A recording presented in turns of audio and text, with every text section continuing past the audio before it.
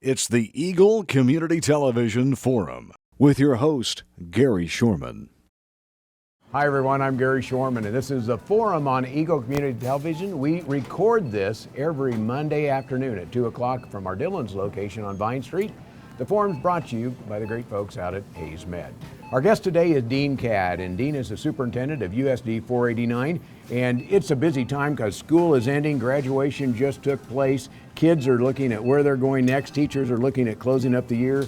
I assume this all trickles up to the superintendent's office as well. We have been very busy with all kinds of activities going on. When you see graduation, what's neat about that is that's the cumulative effort of teachers and their students going through 12 years. They walk across the stage, they graduate, but it really is indicative of what goes on in the district of training those kids from really first grade all the way up through high school, and then having a good result at the end so they have some place to go, whether it be to work or to post-secondary school. It's been wonderful to be in Hayes and see the successes of these kids. The graduation rate at Hayes is higher than any place I've ever been in a school district. Very, very good group of kids that graduated this year and continued throughout their career to excel in everything they've done. You know, it was a good year at the school system. I know you saw some of the events. We had some very successful sports programs. We've had great music programs, the education side of that. How does that come together? Because I know it's been a tough year because there's been a lot of challenges for cost and how do we pay for this, which we'll talk about in a little bit. But end of the day, having a good education is something that has to be well-rounded for all the students. It does. We have a great staff that just do above and beyond everything that you can think of. We've done several things this year that just amaze me with the resources that we provide. Community support, I think, is the key. That one reason that makes Hayes so successful is the support from businesses, parents, and just anyone in general, whether it's financially or just helping out, do whatever's needed to make those kids successful. I know the other thing, and there's a lot of closeness between families, teachers, events, so that people are willing to say, hey, Mr. Katt, here's what I want to see happen. They're not afraid to give you their opinion on things. No, they're not. We hear a lot of different things, whether when we're talking about making reductions and those things, it's very difficult to just pick out one thing and say we can reduce that. Everything that we do has an effect on somebody else. I think it's very important that we do everything possible to give a student the best well-rounded education we can, whether that through activities, sports, forensics, debate, music, any of those things. I think all add up and make that child's education a well-rounded one. And it's hard just to pick one thing out and say it's more important than anything else. So we try to really focus on that. Well, I know when you do that, there isn't the cause and effect of how much budget, and that's been one of the issues that you've been working on. And you're also looking forward a little bit on trying to find a way the legislature, in some ways, reduced taxes on one side, but then they allowed the local school districts through a local option budget to maybe get some of those dollars back. Tell me about that process. And was it pleasing for you the way it happened, or is this just the way it has to be? Well, it's you never know what you're going to get from Topeka and what time. It usually takes a lot longer than what we would like to see in an educational system and trying to budget and those things. This year, the legislators did pass the finance law that added funding to the base state aid per pupil, about $14, which when you figure all the other cuts, at-risk weightings and those types of things, we would end up with about $22,000 more in general fund based on that alone. They did do one really good thing, and that was increase the state aid on the local option budget, meaning they pay 100% of what they were supposed to. The net result of that, with the cuts, we lose about $7,000 on the finance side, but taxpayers gain about over a half a mil, which is roughly about $60 a year in that's per 100,000. per $100,000 home. So that was one of the good things that happened, and overall, big picture, we did lose new facilities waiting, so the net result was we lost a little over $100,000, but there's some positive things that came out of that, though. Well, one of the things that you mentioned, the local option budget is one of those things that can happen. That's a process of adding, 1 basis point to what the school district would get back? Because somebody out there say, what is that local option budget? I hear the LOB. Well, what is that about? What does that actually mean? It was actually started, I believe, in 1992 about, it was something that was added, legislators added to, so school districts had another avenue to generate some tax dollars to add extra things to the school system. If the community chose to spend more on something, they could do that. Over the years, with the loss of state funding, it's just accumulated, or it's just been escalated more and more and more, that the percentages have gone up, and the dollars that are levied for that, or the mill levy and the dollars generated from that, go now to pay salaries and just basically run the school. So the piece of that changed was the use of local option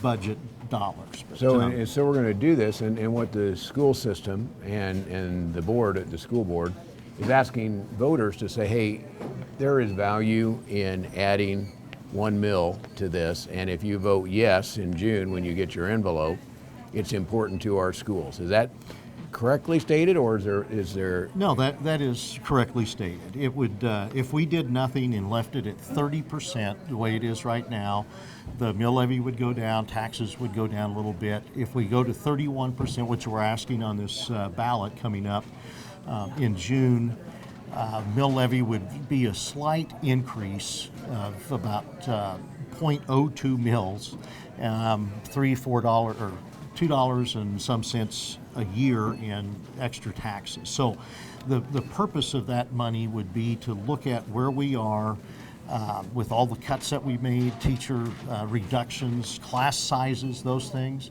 and try to reinstate some of those positions so our class sizes are lower in elementary school. Well, let's take a look at that, because some of the important things when you have education is that class size, how that works, the number of teachers, because I know there's been, we're looking at reductions on how that happens. And so when we come back, we're going to talk about the importance of that local option budget, at least from the USD 489 perspective of why that's important and what we need to do about that. Our guest is Dean Katt, who is USD 489 School Superintendent. Back with more after this. Youthful body, tight tummy, smooth facial lines. Greystone Cosmetic and Reconstructive Surgery is here to help you achieve your goals and give yourself the new look you've always wanted. Greystone offers sophisticated surgical and non-surgical cosmetic procedures. With services now available locally, there's no need to wait any longer. Contact Greystone Cosmetic and Reconstructive Surgery at Hayes Medical Center today, or online at greystonecosmetic.hayesmed.com. It's a beautiful day in our super high-speed internet great customer service neighborhood. Like you, this is where we live. In fact, our company is employee-owned, so it's our goal to improve the quality of life for everyone in our community by delivering faster, more reliable internet, clearer, more feature-laden phone service, quality TV channels, all with the level of customer service you'd expect from people who are your neighbors. Eagle Communications, our community connected.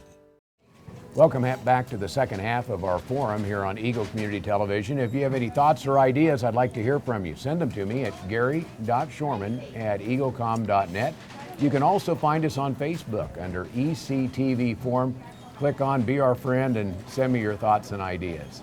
Again, our guest is Dean Katt, who is the superintendent of USD 489. We left talking about the local option budget, the raising of your local taxes by 1 mil. But what is that used for specifically? I know the board has had a lot of discussion. There's been comments everywhere. But what will that approximately $200,000 be used for? The dollar amount, if this passes, would be looked at reducing class size in classes K through 6. We've made reductions in the elementary school, and our big concern would be 3rd, 4th, and 5th grade classrooms that we actually reduced a section. And why is that important? Well, I think obviously the elementary classrooms are the foundation of any child's education, and keeping those numbers manageable and giving that teacher the means to provide the best education they can, and trying to keep those numbers down to manageable areas are the most important thing we can do. So if someone votes yes and says, boy, we want to raise this, they're voting for more teachers, more or reduction in classrooms. What does that mean? It means that we would hire back teachers, yes. Because that's been one of the challenges. I know one of the, and you came into this situation and had to make some cuts, had to do some things that certainly aren't fun to do. But the idea is, most importantly, of providing a good education for the kids in our community. Does this help get that done? Yes, it does. It will provide a lot of opportunities for children at mainly elementary, but all grades. We've had several reductions at every level, from high school all the way down to elementary, but we're cutting the number of special teachers as far as librarians, those things, and it's all going to have an impact. And we need to start focusing on rebuilding and set some goals and see where we want to go in the future, and this is the first step of that. Someone sits down in a classroom today. Now, obviously, th're going to be ending their school year and in the process of closing down the school, so you can't sit in an active classroom. But what does somebody see in that first through sixth grade when they sit down? Is it just wall-to-wall kids and desk and all that today, or is it somewhat manageable today and you want to make it better? It's manageable today, but we still have it depends on the building that you're in. With the older classrooms that Hayes has, they weren't designed for the type of education that we provide now. And the more bodies you put in there, it gets a little bit more cramped. When they were designed, there wasn't the technology. We didn't have all the computers and those types of things, the smart boards, those types of things that weren't there 20 years ago, let alone 50. And if you go to certain classrooms in the district, they seem to fit a little bit better, the larger classes or larger number of students, but it would look a lot different than what it was when you and I were in school. There's no doubt about it. So the process, when somebody is going to get, what will they get, a letter if you're a homeowner, if you have an address in Hayes? I mean, who gets the letter and how do you vote? What happens on, I believe it's June 11th or 12th, that they will be the county will mail out a ballot to all active, registered USD 489 voters. And that's the ballot that they would fill out and mail back, postage paid, mail back, and would have to be turned in by noon on the 26th. And that would be your vote. So you don't go to the ballot, your regular ballot location that you would go to vote, but it comes in the mail. Look for that in the mail. Does it have anything else in there describing what's going on, or is that just word of mouth of what people saying, boy, I vote yes or no? Is there material that explains There will it? be some material in there that the county puts together explaining what this is. We're trying to get as much information out as we can. Everything is on our website, and trying to inform people as much as we can what the impact of it is, what the money would be used for, those types of things. But it should have or will have some information from the county on what we're asking. So. Well, I hope you look for that. What do you tell that person, though? They don't have kids in school anymore. They're saying, boy, I don't want my taxes to go up at all. Schools spend too much money anyway. What do you tell that person? Well, I go back to, my grandparents and my dad and myself even, and my kids. I mean, to me, that's just something that we've all done. We supported the youth, supported our future. And it is kind of bothersome when I hear people talk about that. Oh, it's not important. We don't want to pay any more taxes. None of us do, but I think there's a inherent commitment or responsibility that we all have to support that. And I go back to that. I heard a story one time about change, and it was a farmer that was saying, well, you guys don't need the new computers and all these things in your classroom. And the gentleman he was talking to says, well, what's that out in your field? That looks like a brand new John Deere combine. What's that? That's not what your dad had. Doesn't it, does that fit the need for today? And obviously not. And I think that kind of applies to what we're talking about. I mean, things change, and I think we are responsible, everyone's responsible to help educate the youth. Where would someone go to find out more information? Is there a good place to go or talk to you, call the school district? They can call the school. I've had a lot of calls. Will you go out and talk to groups about this? this? I've been talking to groups, yes. I was at Ambassadors just the other day, talking to civic groups. We have a chamber chat coming up at the board office. This will be discussed. If they want me to come and talk to a group at any place, all they need to do is call us at the board office, and I'd be happy to come and do a presentation. So. Well, that's a great invitation. If you have somebody, your church group, you have a group of people that get together, find out more about this, the importance of what it means to our community going forward, providing a quality and continuing to improve our education that we have in USD 489. Second part of that, and that is, you come new to the Hayes area from outside. How do the Hayes schools compare to those that you've been around? Because you come from a different area, you have a new look at this. Challenging year, obviously, but a new look at what's going on. Correct. And Hayes is an anomaly to me. I've never been in a district that had this much success. You look at every program, whether it's graduation rate, test scores, the music, the electric car, I mean, you name it, and kids excel.